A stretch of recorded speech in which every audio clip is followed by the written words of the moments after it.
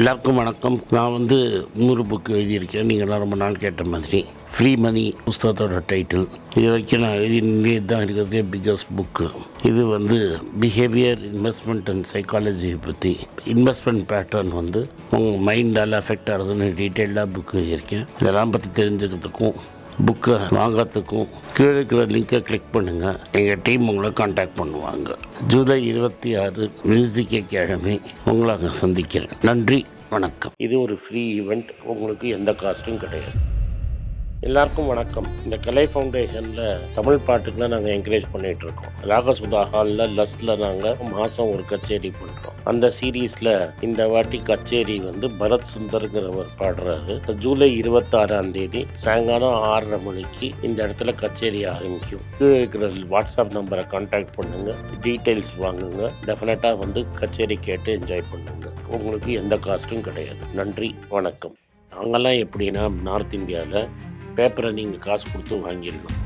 In fact ராகுல் காந்தி ஒரு paper rate, எல்லாரும் சொல்கிற பேப்பர் ரேட் லிஸ்ட்டே போட்டு காமிச்சிட்டாரு. ஸோ இது என்ன ஆயிடுச்சுன்னா, எல்லாரும் பேப்பர் ரேட் லீக் நடக்குது. பீகார், உத்தரப்பிரதேஷ், ராஜஸ்தான், மத்திய பிரதேஷில் அது நடக்குது. எப்போதும் லோக்கலில் போலீஸ் நடக்கும், அடிதடி சண்டை நடக்கும். 2019 காங்கிரஸில் ராகுல் காந்தி இதை பற்றி பேசிகிட்டு இருக்கிறார். நம்ம பாரதிய ஜனதாலே நீங்கள் பார்த்தீங்கன்னா பல பேர் இந்த ரோபோ ஃபாலோவர்ஸ்லாம் இருப்பாங்க. அது மாதிரி ஏன்னா இவன் கம்யூனிகேஷன் எக்ஸ்பர்ட்னால இவனும் பல ரோபோ ஃபாலோவர்ஸ் யூஸ் பண்ணி, சில ஜென்யூன் ஃபாலோவர்ஸ் யூஸ் பண்ணி பெரிய லெவலில் நெட்வொர்க் பில்டு பண்ணி எல்லா இடத்துலையும் வைரலாக போயிடுச்சு. ஏன்னா மக்களுக்கு வெறுப்பு இருந்தது.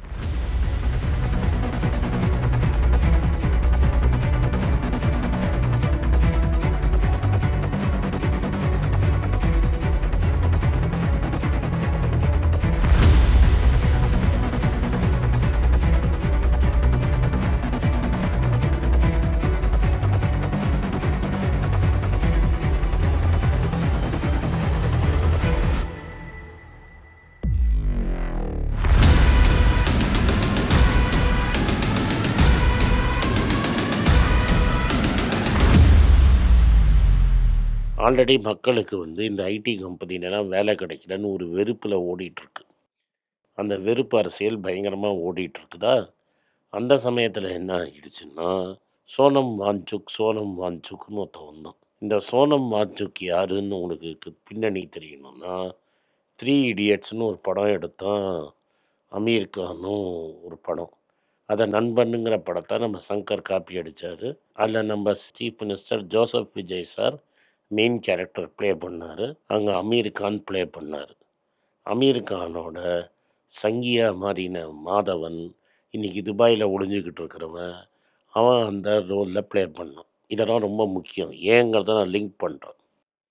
அதில் ஆப்போசிட் சைடாக ஒரு ஸ்டூடெண்ட்டை கிண்டல் பண்ணுவாங்க. அவன் பேர் சத்துர்னு பேர், சைலன்சர்னு சொல்லுவாங்க. அவன் ஒரு கேரக்டர். ரஸ்தோகின்னு 3வது கேரக்டர். இப்போ என்ன ஆகிடுச்சு, 3 நல்லவன், ஒரு பேடு கேரக்டர் இருக்குது. ரைட்டாக இதெல்லாம் முடிஞ்சதா கதை.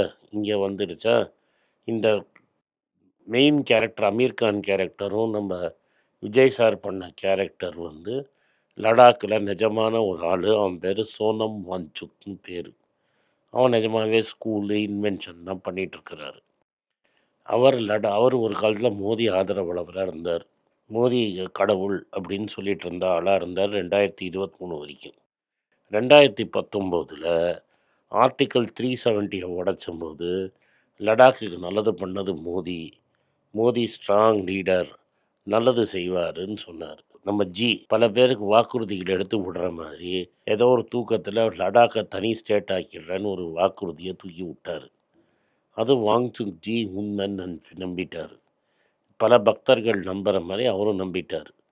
அதனால் அன்னிலேருந்து வாங்சுக் லடாக்கை தனி ஸ்டேட் ஆக்கிறதுக்கு ப்ரொட்டஸ்ட் ஆரம்பிச்சிட்டாரு. நம்ம தான் விஷயம்லாம் நல்லா தெரியும்ல. கப்புன்னு ஜெண்டாவை வச்சு ராஜஸ்தானில் ஜெயிலில் போட்டாங்க.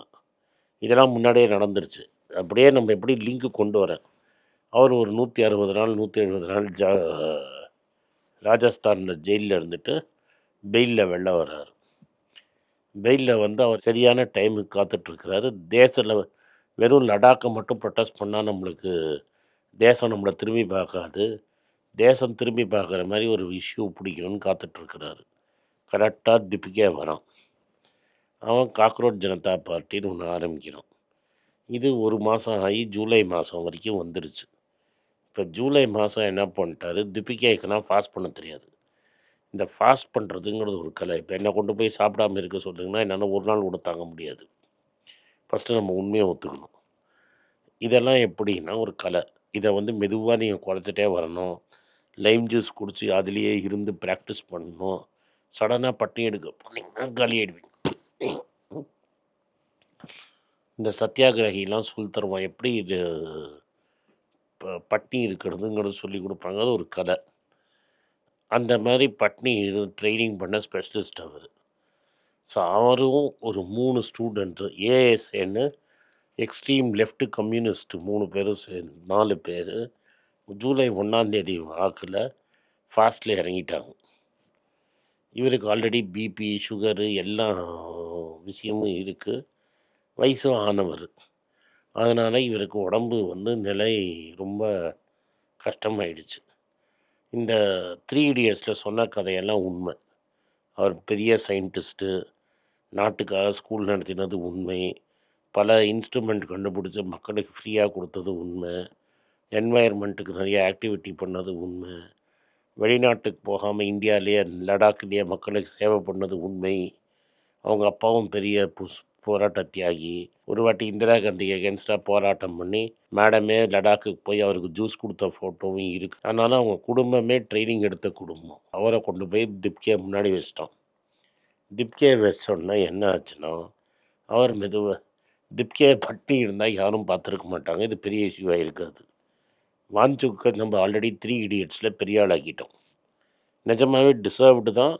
அவர் ரொம்ப பெரிய ஆள் ஆகிட்டார், ஒரு நேஷ்னல் ஃபிகர் ஆகிட்டார். ஏன்னா அந்த படம் குளோபல் ஹிட்டு. 3000 கோடிக்கு மேலே கலெக்ஷன் பார்த்த படம். தமிழ்நாட்டிலே ஒரு 300-400 கோடி பார்த்து எல்லாருக்கும் மனசை அப்படியே இழுத்த படம் அது.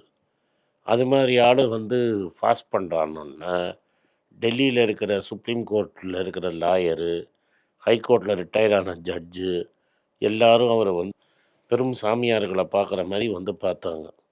நிஜமாகவே அவர் நல்ல ஆள். நம்ம சாமியார் மாதிரி கலெக்ஷன் பண்ணுற சாமியார் கிடையாது. அவர் நல்ல சாமியார். அவரை வந்து தரிசனம் பண்ணி இப்போ அவர் கடவுள் மாதிரி இருந்தார். இப்போ எல்லாரும் வராங்க. இப்போ என்ன ஆகிடுச்சுன்னா, இந்த பேட் பாயாக பிஹேவ் பண்ணான்ல இந்த சத்துர் அப்படிங்கிற சைலன்சருங்கிறவன், அவன் என்ன பண்ணிட்டான், இவன் தான் என் ரியல் வான்சுக்கு, இவன் தான் ரியல் ரான்ச்சோ, இந்த ரான்ச்சோ உயிரை காப்பாற்றுறது இந்தியா பொறுப்புன்னு சொல்லிட்டான். இது பேட் பாய். இந்த குட் பாய்ஸ் இருந்தாங்கல்ல 3 பேர், அதில் 2 பேர் வாயை திறக்கல. ஒருத்தன் வந்து நல்லா பைஜாமா ட்ரெஸ் எல்லாம் போட்டு 40 லட்ச ரூபா வாட்சை வாங்கிட்டு பத்ம விபூஷன் வாங்கிட்டு துபாய்க்கு போயிட்டார். இந்தியன் ப்ரைட், அவர் நாட்டுக்காக சேவை செய்யறதுக்கு துபாய் போயிட்டார் ஒருத்தர். ஏன்னா அவர் இந்த ட்ரிப்ளிகேன் திருப்பதி ஸ்ரீரங்கம் கோஷ்டி அவர். அதனால் அவர் அங்கே போய் ஜம்ஷெட்பூர்லேயே பிறந்து வளர்ந்தவர். அதனால் அவரை பாவம் துபாயில் போய் செட்டில் ஆகிட்டார் திரும்பி. அங்கேருந்து இந்தியாவுக்கு சேவை செஞ்சிட்ருக்கார். அவர் ஓட்டார். அமீர் கான் எப்படி பெல்ட்டி அடிச்சிட்டார்னா, சோனம் வான்சுக் தான் ரியல் ரான்ச்சோன்னு எனக்கு யாருமே சொல்லலை, அதனால் எனக்கு தெரியாதுன்னு பெல்ட்டி. 3வது ரஸ்தோகிங்கிறவன் வாயே திறக்குது. இது முடிஞ்சிடுச்சா? இதுதான் குட் பாய்ஸ் பண்ணது.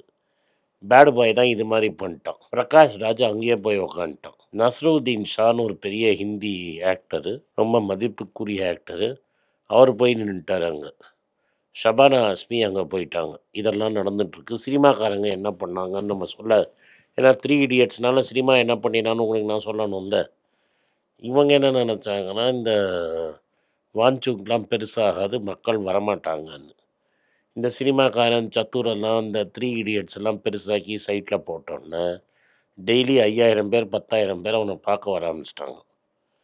சில பேர் என்ன சொல்லிட்டான், அவன் என் குழந்தைங்களுக்காக ஃபாஸ்ட் பண்ணுறான், நான் 2 நாள் உண்ணாவிரதம் இருக்கேன்னு அங்கே வந்து உட்காந்து உண்ணாவிரதம் எடுக்க ஆரம்பிச்சிட்டாங்க. ஸோ வெறும் 500-100ன்னு இருந்த கூட்டம் 5000 ஆகிடுச்சு அங்கே ஜந்தர் மந்தரில். 5000 ஆனோடனே அவர் என்ன இருக்கிற பொலிட்டிக்கல் லீடர்லாம் போய் அங்கே பார்த்து கையை குலுக்கிட்டான். காங்கிரஸ் கட்சி என்ன பண்ணிடுச்சுன்னா, என் கட்சி கேசி வேணுகோபால் அவர்கிட்ட சொல்லிட்டாரு, பார்லிமெண்ட்டை நாங்கள் பேசுகிறோம், உங்கள் உயிர் எங்களுக்கு ரொம்ப முக்கியம், அதனால் நீங்கள் ஃபாஸ்ட்டை முடிச்சுக்கங்கன்னாரு. அடுத்த நாள் பவன் கேராங்கிறவர் போய் அங்கே பேசி அதையே சொன்னார். சமாஜ்வாதி பார்ட்டி போனாங்க, எல்லாரும் போனார். இவர் என்ன சொல்லிட்டார், அதெல்லாம் முடியாது, நான் இப்படி தான் இருப்பேன் அப்படின்ட்டார். இது டென்ஷன் ஆகிட்டே போய் 19th வரைக்கும் வந்துடுச்சு. 20ஆம் தேதி பார்லிமெண்ட் கூடுற நாள் வந்துருச்சு. இப்போ பார்லிமெண்ட் கூடுற நாள் அன்னைக்கு இந்த தீபிகா என்ன சொல்லிட்டான்னா, பார்லிமெண்ட் சலோ அப்படிங்கிற ஸ்கீமை ஆரம்பிச்சிட்டான். சன்சத் சலோ, அதாவது ஹிந்தி உங்களுக்கு புரியறதுக்காக பார்லிமெண்ட் சலோன்னு சொல்கிறேன். ஆக்சுவலி அது சன்சத் சலோ அப்படின்னா என்னென்னா, எல்லாரும் சன்சத்துக்கு போங்க, இதுக்கு போங்க பார்லிமெண்ட்டுக்குன்னு. அது என்னடான்னா, எவனும் வரமாட்டான்னு நினச்ச இடத்துல 20,000 30,000 பேர் வந்துட்டாங்க. ஜல்லிக்கட்டு போராட்டம் மாதிரி பெரிய போராட்டம் ஆயிடுச்சு. இப்போ ஜல்லிக்கட்டு போராட்டம் மாதிரி ஆனோடனே என்ன பண்ணாங்க, அங்கங்கே தடை பண்ணாங்க. அங்கங்கே தடை பண்ணோன்னே அது பெரிய லெவலில் அங்கங்கே ப்ரொட்டஸ்ட் ஆகிடுச்சு.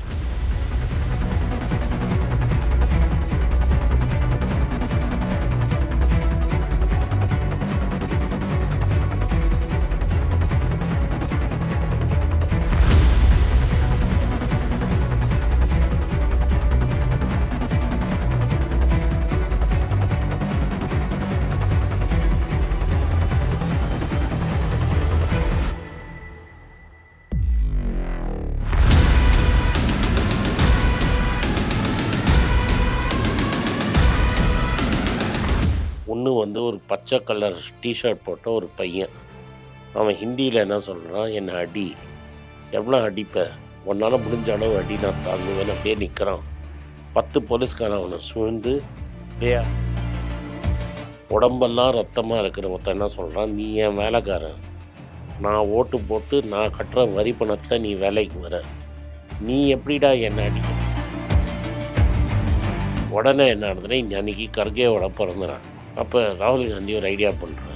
அங்கே எல்லா இடத்துலையும் கர்ஃப்யூ இருக்கிறதுனால கர்கே சொல்லிகிட்டே இருக்கார், எனக்கு 84 வயசானாலும் நீங்கள்லாம் ஃபிட் இல்லை. எல்லாருக்கும் வணக்கம். குழந்தைங்களுக்காக ஃபைனான்ஷியல் லிட்ரஸி, மணி ஃபார் நத்திங்னு 2வது பார்ட்டு. அண்ட் இதில் வந்து செக் எழுதுறது எப்படி, டெபாசிட் எழுதுறது எப்படி, பணம் எப்படி வந்தது, பார்ட்டர்லேருந்து டிமானிட்டைசேஷன் வரைக்கும் எல்லாத்தையும் கவர் பண்ணியிருக்கோம். உங்கள் குழந்தைங்க அப் டு ஏஜ் 10-12க்கு ரொம்ப யூஸ்ஃபுல்லாக இருக்கும். இந்த புக் இப்போதைக்கு ஒரு ஸ்பெஷல் ப்ரைஸில் 450 ரூபாய்க்கு கொடுக்குறோம். இதை யூஸ் பண்ணிக்கங்க. நன்றி, வணக்கம். moneypage.com வெப்சைட்டை சப்ஸ்கிரைப் பண்ணுங்கள். ஒரு வாரத்துக்கு 4 ப்ரீமியம் ஆர்டிக்கலும் ஃப்ரீ ஆர்டிகல்ஸ் ஒரு 10லேருந்து 15 நாங்கள் போடுறோம். இது சப்ஸ்கிரிப்ஷன் ஒரு மாதத்துக்கு 99 ரூபா தான். இங்கே சொல்கிற கான்செப்ட்ஸை கிரேட்டாக எக்ஸ்பேண்ட் பண்ணி போடுறோம். நீங்கள் படிச்சிங்கன்னா உங்களுக்கு யூஸ்ஃபுல்லாக இருக்கும். நன்றி, வணக்கம். வணக்கம். குழந்தைங்களுக்காக ஒரு புஸ்தகம் லான்ச் பண்ணோம். அது ரொம்ப சக்ஸஸ்ஃபுல்லாக இருக்குது. யாருக்கெல்லாம் அந்த புஸ்தகம் போகணுமோ எங்கள் டீமுக்கு கான்டாக்ட் பண்ணுங்கள். கீழே இருக்கிற நம்பர்லேயும் வெப்சைட்லேயும் கான்டாக்ட் பண்ணிங்கன்னா உங்களுக்கு அந்த புஸ்தகத்தை நீங்கள் வாங்கிக்கலாம். மற்ற எங்கள் புஸ்தகமும் அவைலபிள். எங்கள் வெப்சைட் மூலமாகவும் வாங்கலாம். கீழே இருக்கிற வாட்ஸ்அப் நம்பர்லேயும் மெசேஜ் அனுப்பலாம். நன்றி, வணக்கம்.